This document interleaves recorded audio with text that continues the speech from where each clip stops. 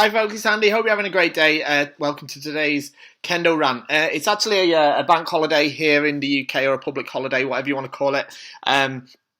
So I'm actually recording this out of my house, which is why the sort of lighting's a bit funny, because I'm just doing it off a desk lamp. I kind of look like I'm being interviewed by the cops on one of those TV shows. Anyway, and I'm just using my laptop camera as well to record it, so the quality might not be as good as normal. So sorry about that. But I've got some awesome questions that I want to get through. So let's get started. Okay, so a lot of comments in regards to the video I posted about using different kamae in practice. Obviously, that's divided opinion a little bit. Okay. The first one says, if memory serves, I saw a picture on George's Kench247, so that's kench247.net. Get over and check that out if you haven't been on it already. Of Takano Sasaburo in Wakigamae, where the sword wasn't hidden. I since wondered why the consensus is to hide it when one of the founders that had such an influence on Kendo didn't. And there's a picture. I don't know. I can't answer that for you, I'm afraid. But I mean, indeed, probably Takano Sensei was quite a big influence on the development of Kendo and what have you. I'm sure he was. I mean, it's well known that he was actually, but he certainly wasn't the only influence. It was the Kendo kata was come to via kind of committee, and several kind of styles of swordsmanship were considered when it was put together. So I expect that's why that version of Wakigamae didn't continue on into the Kendo kata. Hi Andy, great video. At my dojo we practice Munetsugi as a way of familiarizing lower ranks with the movements and techniques of Tsukiwaza without risk of injury. So when they're eventually ready to learn Tsukiwaza, they have a general idea on how to execute it safely. Okay, fair enough. That's a good idea as well. I don't do that in my club because I don't think that you can. I think the idea of them getting injured is very.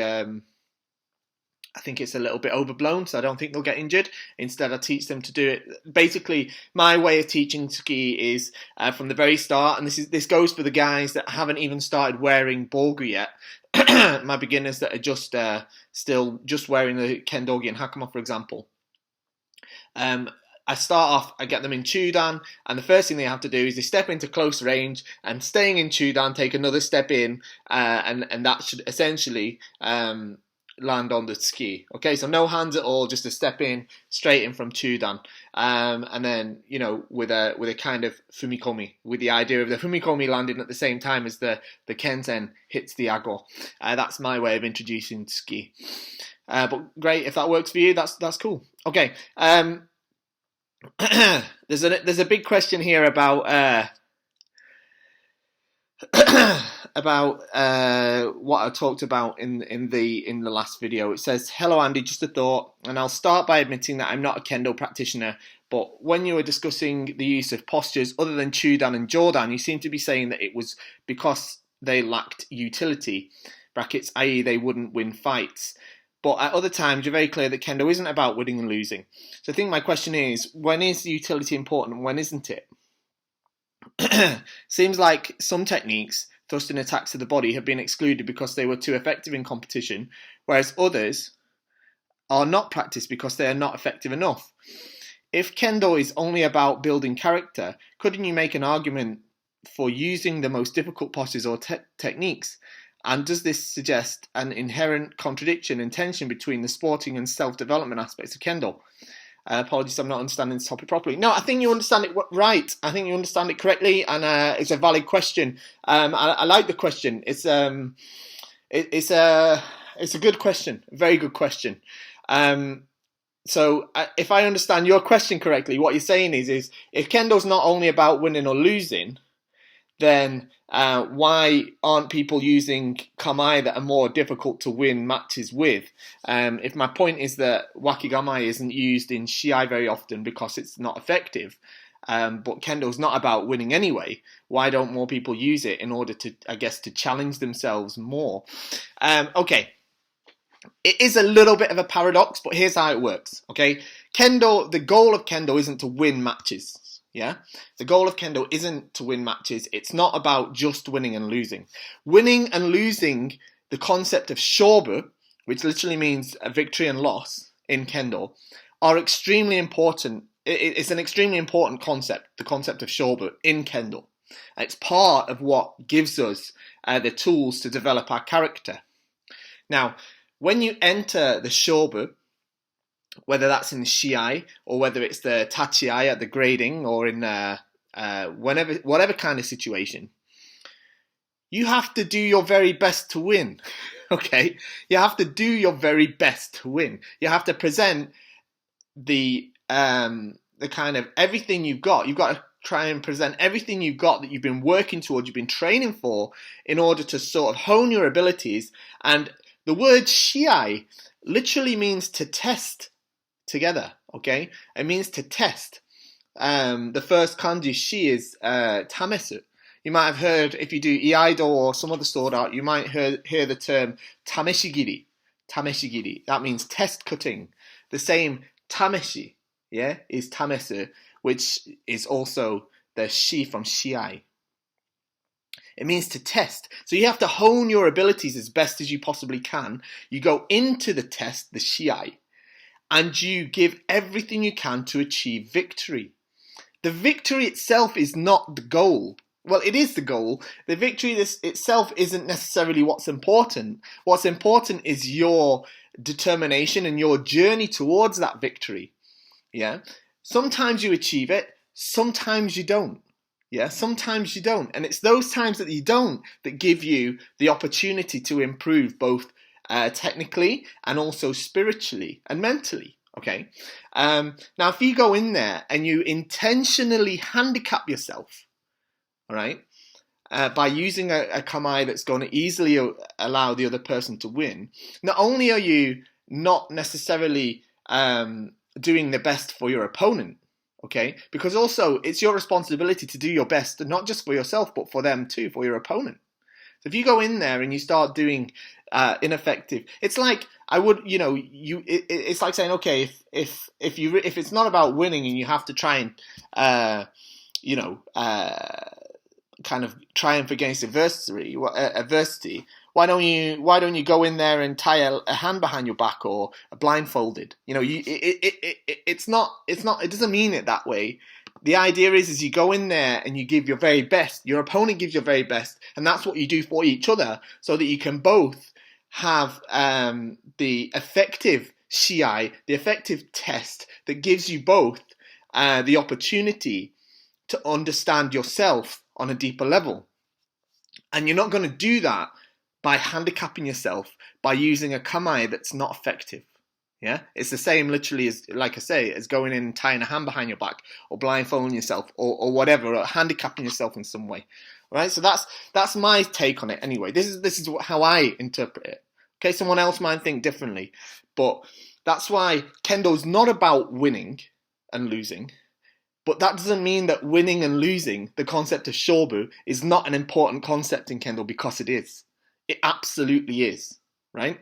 But it's not only about that. Yeah, it's not the goal. The goal of Kendo training isn't to teach you how to win matches. Yeah, that isn't, or it shouldn't be, the purpose of why Kendo exists. Okay, next question. It kind of ties into a later question. Of course, I've read these questions in advance. It ties into a later one, so stick around because there's more I've got to say on this. But I'm gonna just move away from it for a different question. Hi Andy, I recently was watching some All Japan University Kendo tournament footage from 2013. It was a final between Tsukuba University versus Hodai University. I think you mean Hosei University. Takenouchi Yuya was competing for Tsukuba University at minute 30, and at minute 34, Takenouchi goes for men, doesn't get ippon, and the opponent's shinai is between his arms. Takenouchi goes out of it and does a particular move to get the shinai out of his opponent's hand to be rewarded hansoku. Well, technically the opponent is awarded hansoku. You can see him doing it, a lot of older videos from him. My question is this move legal? Because I haven't seen anyone do it besides from him, and he stopped doing it as well. There's a bit of a read more of that question. Did they ask him to stop doing it, or is it just illegal? That's all. Thanks for the daily videos. I really enjoy them. Thank you very much. Okay, right, I've watched the video. I know exactly what you're talking about. He goes for men. His opponent Shinai gets caught between his arms. They come down. He takes his hand off his Shinai, puts back to Kamae. The other guy sort of starts to readjust. His Shinai is directly beneath Takanori's fists, and he goes bam like this and hits the guy's Shinai out of his hands. The Shinai award a handsoku to the opponent for this. This is 99% of the time what happens in such a situation. It's not illegal. You're allowed to do it. You're absolutely allowed to do it. I'm not going to go into the into the rules into super detail, because last time I did that I got it wrong. But basically, the video that you showed, it's legal. They award handsoku in the correct way because it basically he's doing here. He could have gone for a hikiwaza afterwards. It was kind of, could be argued that it was the setup for hikiwaza like this or whatever. And the other guy let go of the Shinai. It's not illegal. I'm sure he hasn't been asked to stop doing it, like from the AJKF side or anything like that. I very much doubt that. If you watch some of not last year's All Japan's, a couple of years ago when Nishimura-san, last time he won it, the first time he won it, he did it like 4 or 5 times in the Shiai. Now he does it in a different way. He does it when they're in Super Zeri-ai and the Shinai goes to Ura. He has a very interesting. I mean, he's got some immense power, that guy. I've done Shiai with him and I know how much power he's got. But he has a thing where when they get to Ura, he uses the door, which is the fat part of the Shinai, like this, bang, like this, bang, and he hits that same section on the opponent's Shinai. And a lot of the time, he gets them just at the point where they're relaxing, and the Shinai just goes flying out of their hands. And again, they get awarded handsoku. I think he even won a Shiai in that championships by doing that twice. So it's certainly not illegal. Why has he stopped doing it? He's probably stopped doing it because he's evolved in his own Kendo.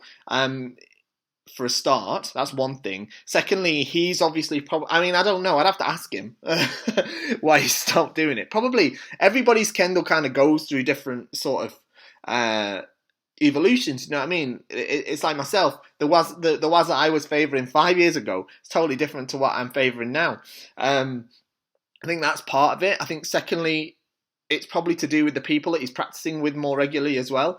Now he's a police officer and he's practicing with lots of people who are probably a lot bigger and stronger than he is even. Probably that stopped working, so he's kind of fallen out of the habit of using it. That's what I sort of think on that. Okay, last one. And yeah. Okay, so this kind of connects a little bit to the previous question about the winning and losing stuff. It's basically a pick up on the using the different kamae in practice again. Okay, it's a bit of a long question, and it's going to be a bit of a long answer, right? So if you need to, pause the video, get yourself a drink or some popcorn, or get ready to flame me in the comments, whatever you think, if you think I'm totally wrong. Because this is just my opinion, of course, all right? But I'm going to try and answer you best I can. Thanks for the videos, great responses. I know you've answered this in a few of your videos, including this one. I want to ask you further about why you think Kendo is not sword fighting or swordsmanship. 1. What is sword fighting? Looking at some online dictionaries, a sword fight is simply defined as combat using swords as weapons. To me, this is where it gets incredibly subjective. Yeah, I agree there. Does a combat need to be done in the way of kenjutsu, where all techniques and dirty tactics can be used, or can it count more controlled and sport fight simulations of sword fights like fencing? Is fencing not a simulated sword fight? Is Kendo not a type of fencing? Looking at Kendo, it has its history based in samurai, Japanese culture and kenjutsu techniques. Many sensei propagate that we must treat the shinai as we would a real shinken. Obviously, real sword fights between combatants fighting to the death do not happen today, and this is not what Kendo teaches. But on the face of it, are we not learning a style of martial combat where we use a pretend sword and spar with someone else, someone also using a pretend sword. Part 2, this is still a question. Part 2 of the question, what is swordsmanship? This is generally defined as someone who's skilled in the use of a sword. Jeff Salmon Sensei's brackets AJKF Kyoshi and 7th Dan. Yeah, I know Salmon Sensei personally. Titled his beginner Kendo book as such, Kendo, a comprehensive guide to Japanese swordsmanship. I'm not sure if he decided the title or if the publisher did, but not that it matters. Not only the above, but the fact is that in Kendo, again, we are using cultural sword simulator in the Shinai and are encouraged to treat it as Shinken, using techniques historically derived from Kenjutsu. Can it not be argued we are practitioners of modern Japanese swordsmanship? Would be interested to hear more detailed view on the above if you have time. Thanks for your educational content. Cool.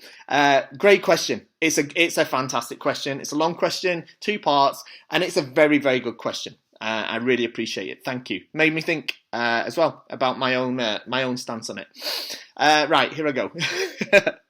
Okay. What is sword fighting? Okay, I guess we're sort of arguing semantics a little bit here in terms of the meanings of words. My point about saying that Kendo is not about sword fighting, right? Let me just clarify that first of all, right?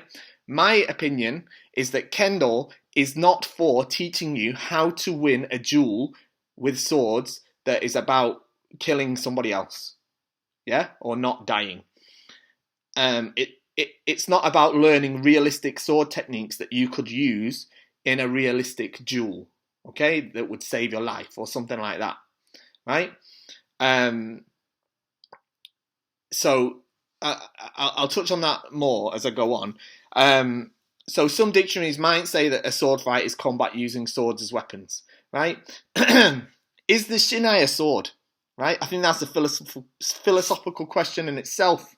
I actually don't subscribe to the opinion that the Shinai should be treated exactly the same as the Shinken. I don't consider the Shinai as a proxy for a Shinken. A Shinken, by the way, is a real Japanese sword or a real sword. I don't consider the Shinai as a substitute or a proxy or a replacement for a sword or a Shinken. It is a somewhat representative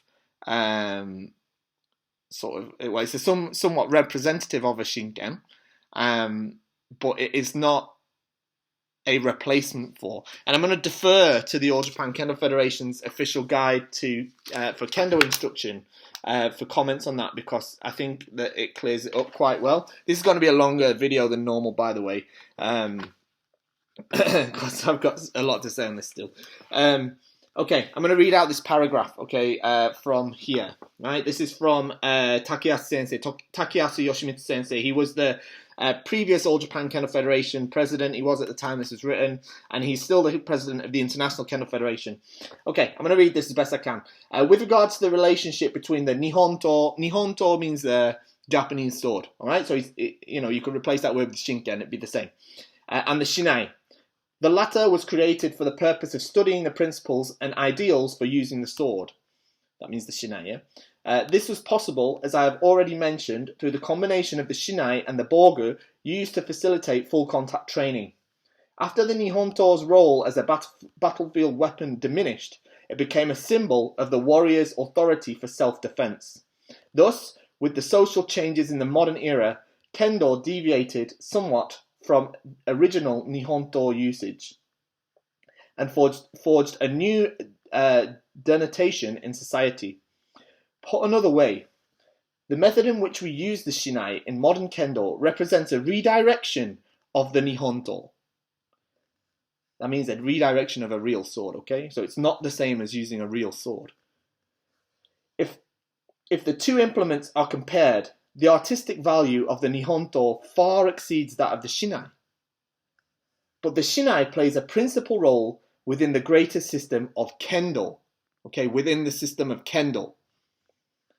It is akin to the student passing the master in terms of its meaning in modern society. Although it is probably not appropriate to compare the two, it is not necessary, and this is the key phrase now, this is a key sentence, it is not necessary to suppose that we are using the shinai in place of the nihonto in Kendo. I'm going to read that sentence again just because I think it's so important. It is not necessary to suppose that we are using the shinai in place of the nihonto in Kendo. But it should be treated with the same respect and in accordance with the same ideals. Okay? That's the president of the International Kendo Federation, previous president of the All Japan Kendo Federation stance, and I'm pretty much on board with that. Now, what it means with the master surpassing the student, what it means is that the shinai exists as a way for us to take the principles of the sword, and you use that in Kendo into what it's in the system that it's become as a method of self-improvement, okay, and not a method of fighting for life or death. I think the term combat is very subjective in this way. You could argue, and I would potentially subscribe to the argument that a Kendo interaction isn't necessarily the same as combat. I mean, it depends. I guess you could say it is. It depends. I'm not saying it's not. All right, I haven't given it enough thought to come at a full opinion on that. But because therefore, I kind of disagree with. On the face of it, are we not learning a style of martial combat where we? This is your question, But on the face of it, are we not learning a style of martial combat where we use a pretend sword and spar with someone also using a pretend sword? No, I disagree with that statement, to be honest, mate. I think that we're not learning a style of martial combat. I don't think that's what Kendo is. I don't think that Kendo is a style of martial combat. It might be that on the surface, but I don't think that that's the purpose or the reason that Kendo exists. It's not to learn about martial combat. Maybe I'm a little bit too esoteric with it, perhaps. Fine. And I don't think that we're using a pretend sword to spar with someone also using a pretend sword. I don't consider Kendo Keiko as sparring for a start. I think I use the word to describe to lay people. I mean that term, with not as a term of disrespect, of course, but people that don't know about Kendo. I use that term to describe what Keiko is, Jigeiko is, for example. But I don't think it's the same as sparring because the point of Keiko isn't to learn how to beat people. Maybe I don't understand the word sparring, but whatever. Most importantly, I don't consider the shinai a pretend sword. I consider the shinai as a shinai, which is an implement and a tool that's part of the Kendo equipment that I think is extremely important, and I respect what it represents historically, and the way, like I said, I don't consider it a pretend sword. In terms of the word swordsmanship, therefore, I mean, it kind of follows really that I don't. Where you said we're using a cultural sword simulator in the shinai, I don't agree with that. I don't think, like I said, I don't think that the shinai is a direct kind of replacement for the sword. Indeed, we are encouraged to treat it as the same as we would a shinken in some ways, in terms of the respect that we show to it, and the way that we you don't step over it, you don't drop it on the floor, you don't throw it around. It's not a toy. But I don't, in its usage certainly, in terms of when you're striking, the way you strike with a shinai is different how you would strike with a sword for a start. I think there's probably some sensei that would disagree with me on that, and probably a lot of sensei that would disagree with me on that, but I think there's also quite a lot that would agree with me as well. Can it not be argued we're practitioners of modern Japanese swordsmanship? If you wanted to call it that, sure. I mean, again, I think it's kind of arguing semantics. It sort of depends. I kind of think, well, do you consider people that practice like javelin in terms of athletics? Are they modern warriors as well? I mean, I think that came from sort of throwing spears and stuff in war times. You know what I mean? Maybe I'm wrong, but I just don't look at it like that. Like I said, I don't think that Kendo is about learning how to beat your opponent. It's about turning it back on yourself, doing your best at everything you can do, and when you don't achieve something or you don't get the result that you wanted, you still pick yourself up and you still figure out what it is that you need to do better so that you can evolve as a person. I really think that that's the message that Kendo has for us, and it's through that sort of correct and rigid training, strive for improvement in the art of Kendo, as the concept, not the concept, the purpose of practicing Kendo says. So yeah, difficult topic, all right, but that's my thing. In the end, we're sort of arguing semantics, but like I said, I don't think the Shinai is a sword. I don't think it's a pretend sword or a fake sword or a simulated sword. I think a Shinai is a Shinai. I think it's important for being a Shinai. And I respect it as a Shinai, which I think is an important part of my own understanding of Kendo. I might change in a few years, don't know, maybe, maybe not. But thanks for the question again. Anyway, I thought it was a great question, absolutely brilliant question. I think that's. Oh no, there's one more. There's one more question. Where are you? Okay, last one, and then we're done for today. Because I'm already coming up to half an hour on this, and that's longer than these were supposed to be 10-minute videos when I started the series. But you guys give me so much great things to talk about. I just can't help myself. So thank you. Okay. Last question. This is from the Kendo Show Early Access group. It's down. There's a link down in the description, so make sure you're in that group. Question: since you have experience of practicing Kendo in Japan and Europe, what are your thoughts of training methods that are different from each other? We can't practice so many times, and we do start later in life in general, but we try to compensate by adding maybe more modern approach to practicing compared to very traditional nutrition, resting, muscle exercise in the gym and such. Okay, great question. Okay. First off, I think it's underestimated the amount of modern training techniques or training approaches that the people in Japan have, especially the elite level players, like the Japanese national team. They care about that sort of stuff too, and they're certainly doing it. Right, yes, we can't practice as much as they can in a week. Does that matter? Not necessarily.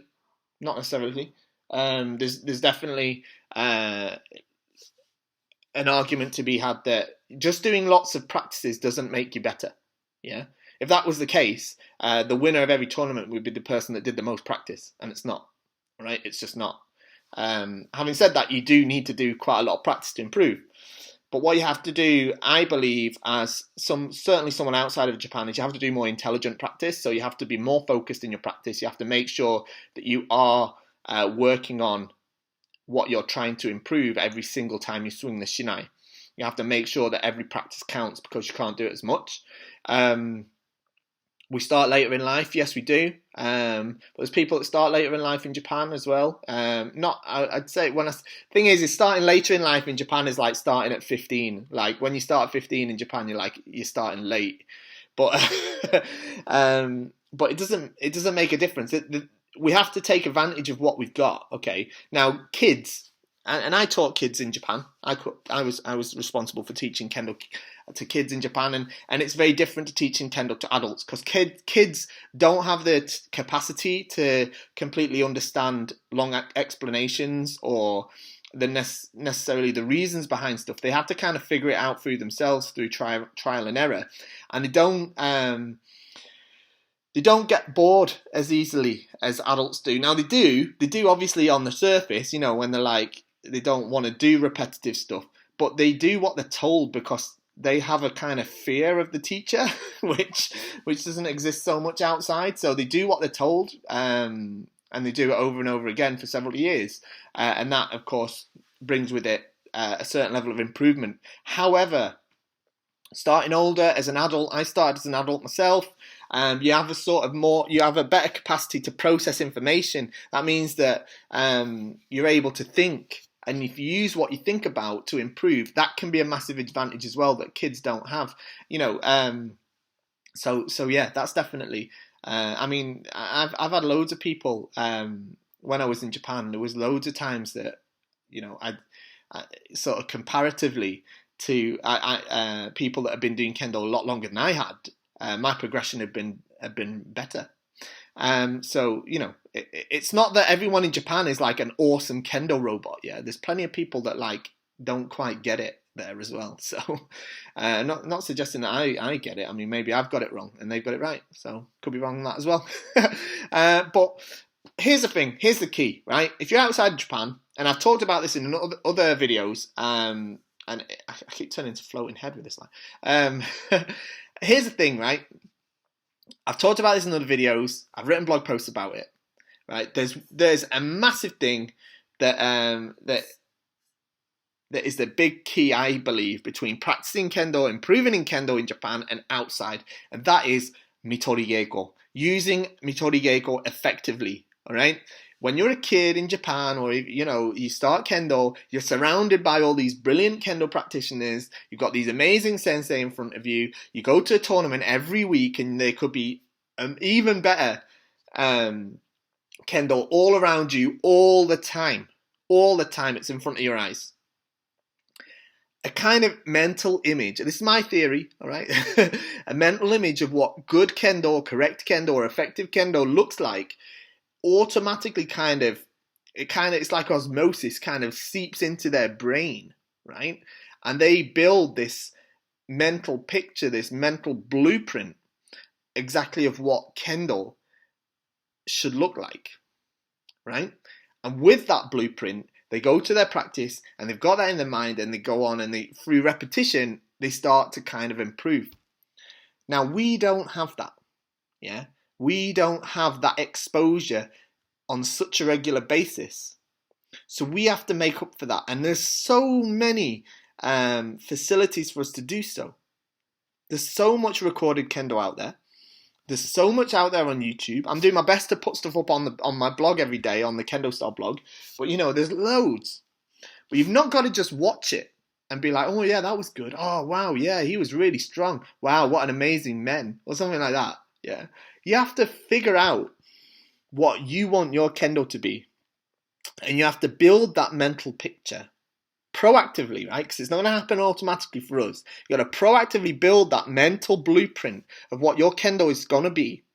And you have to take that to the dojo in your brain. And every time you're swinging your shinai, you've got to be comparing it to that blueprint. All right? That is what you have to do if you want to improve, to be honest, outside of Japan, especially in a sort of more a small, like an area with a lower Kendo population. It can be done. It absolutely can be done, right? But it takes a lot of effort, a lot of dedication. But that's what you've got to do, and that, I believe, is the biggest difference between sort of improvement in Japan and improvement in the sort of outside of Japan, overseas. That. And also, obviously, the level of the people that you're practicing with, the level of potentially practicing with, but certainly the shiai that you're entering and stuff like that. Obviously, that has an impact, because the people you're practicing with, if they're better, you have to get better quicker. But that's not the be all and end all. All right, you just have to. What you have to do then is just make sure you're putting yourself to the test against as many people as you can. Okay, so that's where I am on that. I've been rattling on now for more than half an hour. I hope it's been enjoyable. It's a bit of a bumper episode. Some pretty deep concepts we talked about there. Leave me a comment down below about what you'd like me to talk about next time. As you can see, I do my best to answer as many of these as I can. I do love doing it. It's really great to interact with you all. Even though I can't meet you all face to face all the time, it's great to have that sort of Kendo chat. Do you know what I mean? It's a bit like having the second dojo. I really, really love it. So thank you so much for supporting the idea in these videos. Like I say, leave us a comment, like, subscribe, share, all that stuff, all the social stuff, you know what to do. And most importantly, shop at KendoStar. You know that's what you've got to do to keep it going, all right? Make sure you're shopping at KendoStar. We've always got deals and stuff on. The current one we've got, the clearance deal, they're ending on this Friday. So make sure you're on board with them before you miss them. And other than that, I'll see you next time. Bye.